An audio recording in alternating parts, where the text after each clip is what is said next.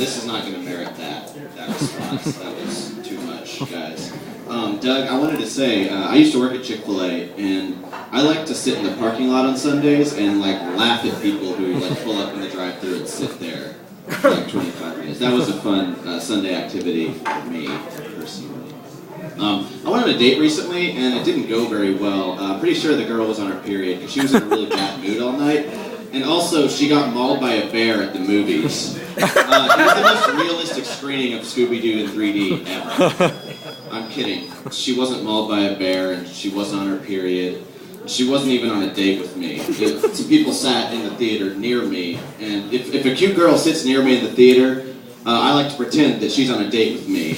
And her boyfriend is just our friend Steve, who's kind of going through a hard time. And so we're just kind of trying to help him out by letting him tag along. And like, it's cool that she's making out with him during the movie because, you know, he needs to be comforted.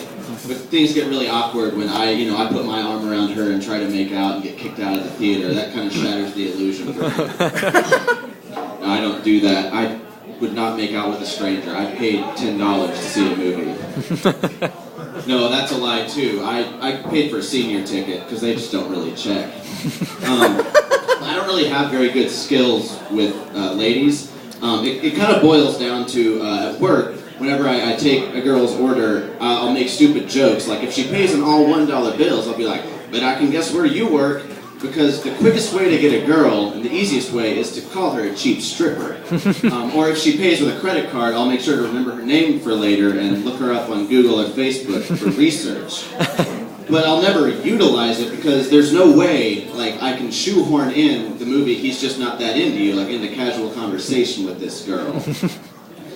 I wouldn't actually do that because I understand that's creepy as hell. Unlike my manager at work, who I told that to jokingly, he's like, "No, they should totally understand.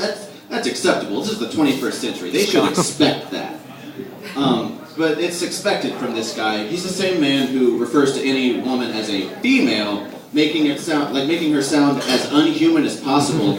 Probably so he doesn't feel bad when he date rapes them later. I don't know that he's a date rapist, but if I was told he was, I wouldn't be surprised. Like, my real skills with picking up women, it boils down to, if a girl shows the least bit of interest in me, I react like I'm encountering a Tyrannosaurus Rex in the movie Jurassic Park. Stay completely still. Her sight is based on motion. And then she walks away. But I was in a local coffee shop recently, because that's the kind of guy I am. And I was reading, not comic books, because that's for nerds. Do I look like a nerd to you? I was not reading comic books. I mean, reading is for nerds. And so, like, seeing, like, The Dark Knight more than twice in the theater or Scott Pilgrim, that's for nerds. I did those things, and I was reading comics. And I wished I didn't, because she was... the cute girl came and sat down next to me, and I was thinking to myself, damn it, if I weren't reading comic books, this girl would be mine. Which is a ridiculous thought. It's the same as when, like, I heard, like, Megan Fox got married, and I was like, oh, damn it, there goes my chance with her. Because I had a good chance of, getting together with her, or meeting her. No, I didn't. But so this girl sits down next to me, and a guy sits down on the other side of her, right at the computer bar, and she sizes us up, and I guess that she decides that he is either more trustworthy than I am, or more likely to put up a fight if someone decided to steal her stuff, because she turns to him and says, "Hey, can you watch my stuff while I go to the bathroom?"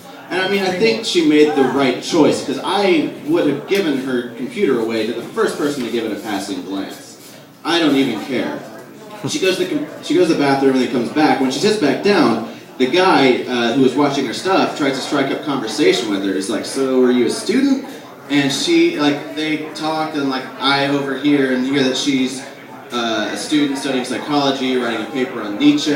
And then he casually slips into conversation the phrase that I have come to hate living in Nashville. It's like, "Yeah, I'm just a musician, whatever."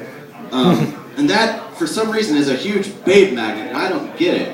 But, they start kind of talking for a minute, and he's like, "I'd really like to pick your brain about philosophy," which is a mistake, because not even philosophy majors want to sit around and talk about philosophy, much less a musician who just met her. So she's like, "Sorry, I gotta get back to writing my paper." Like, what was he expecting to happen?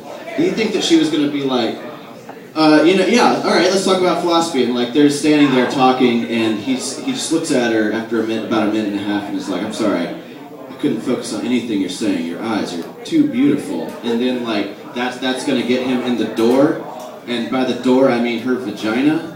No, that's not gonna happen. Like, just because you're a musician doesn't mean that it's gonna work out for you. I bet she really wished that she would have gone with me, on the other hand, because I wouldn't have just casually said, I'm dabbling in stand-up comedy in the off chance that I would get in the door. But what would have happened is when she came back to sit back at her computer and work on her paper and thank me, I would have sat there completely still. Guys, I'm Brandon K. Norman. I'm sorry.